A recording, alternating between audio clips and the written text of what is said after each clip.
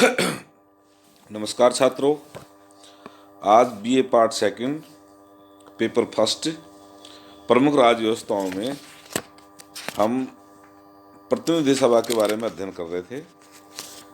पिछले वीडियो में हमने प्रतिनिधि सभा की रचना के बारे में अध्ययन किया था। आज हम प्रतिनिधि सभा का जो अध्यक्ष है उसके बारे में अध्ययन करेंगे।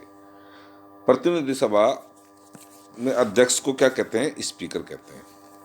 और ये पद अमेरिकी राजनीति में बहुत अधिक सम्मान और महत्व का पद हो गया है। प्रतिनिधि सभा का अध्यक्ष अमेरिका के राष्ट्रपति से दूसरे दर्जे पर समझा जाता है। यदि किसी विशेष स्थिति में राष्ट्रपति और उपराष्ट्रपति दोनों ही का पद रिक्त हो जाए तो जो प्रतिनिधि सभा का स्पीकर राष्ट्रपति पद को धारण करता है और प्रतिनिधि सभा के स्पीकर को $62,500 वार्षिक वेतन और $10,000 भत्ते के रूप में मिलता है। अब स्पीकर का चुनाव कैसे होता है? संविधान के अनुच्छेद 1 और खंड 2 में यह कहा गया है कि प्रतिनिधि सभा के सदस्य सभा के सभापति व अन्य अधिकारियों का चुनाव करेंगे। प्रतिनिधि सभा प्रत्येक 2 वर्ष के बाद अथवा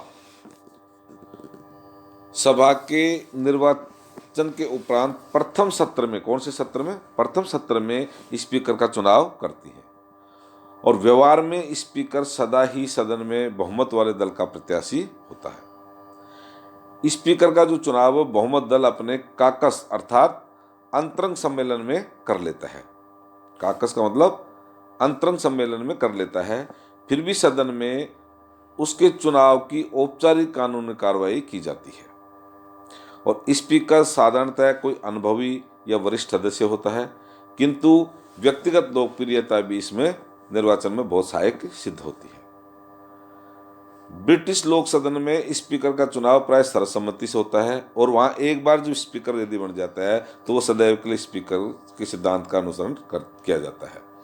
परंतु संयुक्त राज्य अमेरिका में स्पीकर का चुनाव सर्वसम्मति से नहीं बल्कि बहुमत दल के द्वारा किया जाता है।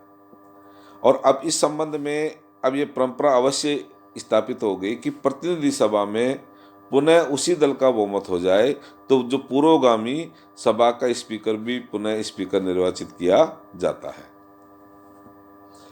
यदि पहले का अल्पमत दल बहुमत में आ गया है तो उसके द्वारा अपने उम्मीदवार को स्पीकर निर्वाचित किया जाता है। अब इसकी शक्तियां और कार्य क्या क्या हैं? अमेरिका का संविधान निर्माण करते समय ये सोचा गया था कि विधि निर्माण के क्षेत्र में प्रतिनिधि सभा स्वयं ही अपना नेतृत्व कर लेगी। प्रारंभ में प्रतिनिधि सभा में सदस्यों की संख्या कितनी थी? 65। शुरू में इसकी सदस्यों की संख्या कितनी? 65 थी। ऐसा होना संभव भी था, किंतु अमेरिकी संघ में नवीन प्रवेश करने पर और प्रतिनिधि सभा के सदस्यों की संख्या अब 435 बढ़ने के साथ ही यह बात संभव नहीं रही तथा यह स्पष्ट हो गया कि विधि निर्माण का कार्य भली भांति संपन्न करने के लिए सभा में नेतृत्व की क्या पड़ेगी? आवश्यकता। शक्ति विभाजन पर आधारित अध्यक्षात्मक शासन व्यवस्था होने के कारण राष्ट्रपति और मंत्रिमंडल के द्वारा तो ये नेतृत्व किया नहीं जा सकता था। अतः सभा में बहुमत दल के नेता का भार किसको पे दे दिया? स्पीकर पर पड़ गया। किस पर पड़ गया? स्पीकर। और इस बात ने स्पीकर के पद को अमेरिकी राष्ट्रपति से बहुत शक्तिशाली बना दिया। हेनरी के समय स्पीकर पद की शक्ति में वृद्धि प्रारंभ हुई और धीरे धीरे वह बहुमत दल और सदन का मान्य नेता बन गया। स्पीकर रीड और उसके बाद 20वीं शताब्दी के प्रारंभ में जोसेफ जी केनन के समय में तो स्पीकर के पद की शक्तियां इतनी बढ़ गई कि स्पीकर पदधारी को तानाशाह कहा जाने लगा।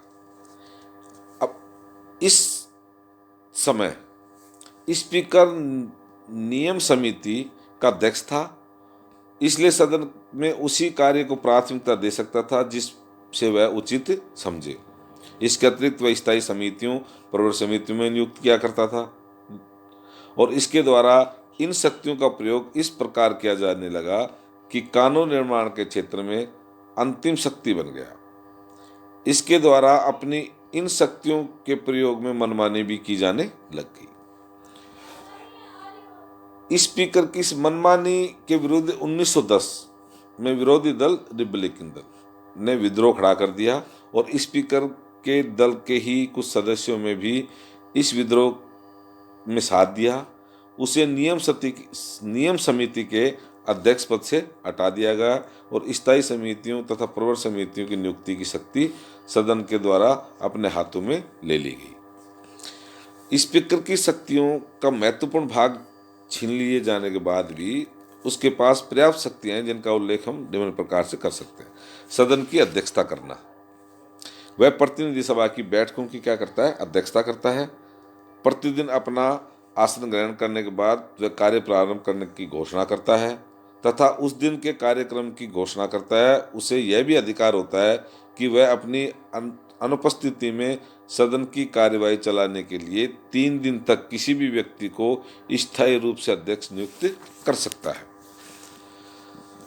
और अध्यक्ष के रूप में वह सदस्यों को सदन में बोलने की स्वीकृति प्रदान करता है। स्पीकर की यह शक्ति महत्वपूर्ण है और उसके द्वारा इस अधिकार का प्रयोग इस प्रकार से किया जाता है। उसके सदस्यों को बोलने के अधिक अवसर प्राप्त हों, इस संबंध में मार्गदर्शन हेतु सदन में कुछ निश्चित नियम भी बनाए गए। दूसरा, सदन में शांति व्यवस्था और अनुशासन बनाए रखना। सदन में शांति व्यवस्था और अनुशासन बनाए रखना स्पीकर का प्रमुख अधिकार और दायित्व है। यदि सदन में कोई उपद्रव, अव्यवस्था, अभद्र या अशिष्ट व्यवहार की स्थिति हो तो वह गैलरियों और सभाकक्षों को खाली करवाने का आदेश दे सकता है तथा इस कार्य के लिए वह सार्जेंट की सदस्यता भी ले सकता है।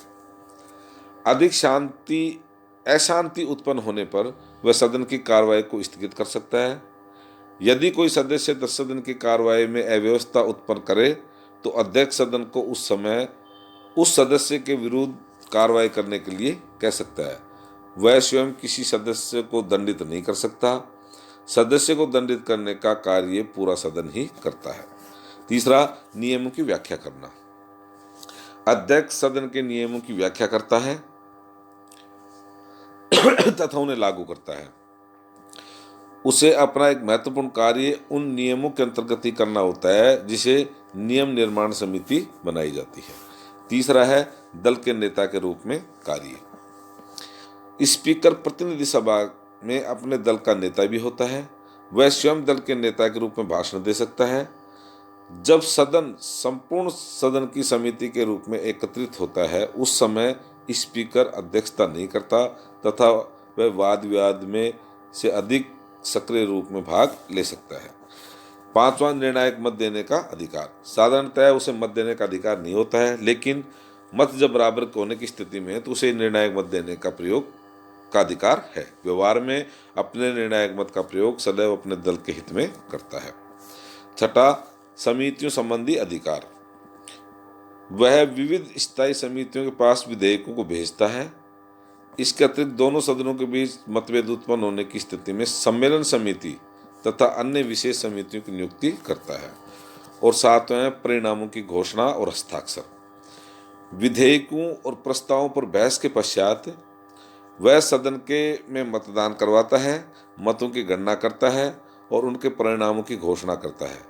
वह सभी प्रस्तावों, लेखों, अधिपत्रों और विधेयकों पर हस्ताक्षर करता है। तो यह स्पष्ट है कि अमेरिका में प्रतिनिधि सभा का अध्यक्ष दलीय आधार पर कार्य करता है तथा व्यवहार में अध्यक्ष कभी अधिक शक्तिशाली रहा है तो कभी कम शक्तिशाली रहा है। अब है प्रतिनिधि सभा की शक्तियां और कार्य। संविधान के अनुसार अमेरिका में की समस्त विधायी शक्तियां कांग्रेस में निहित है, जिनका प्रयोग प्रतिनिधि सभा और सीनेट समान रूप से करती है।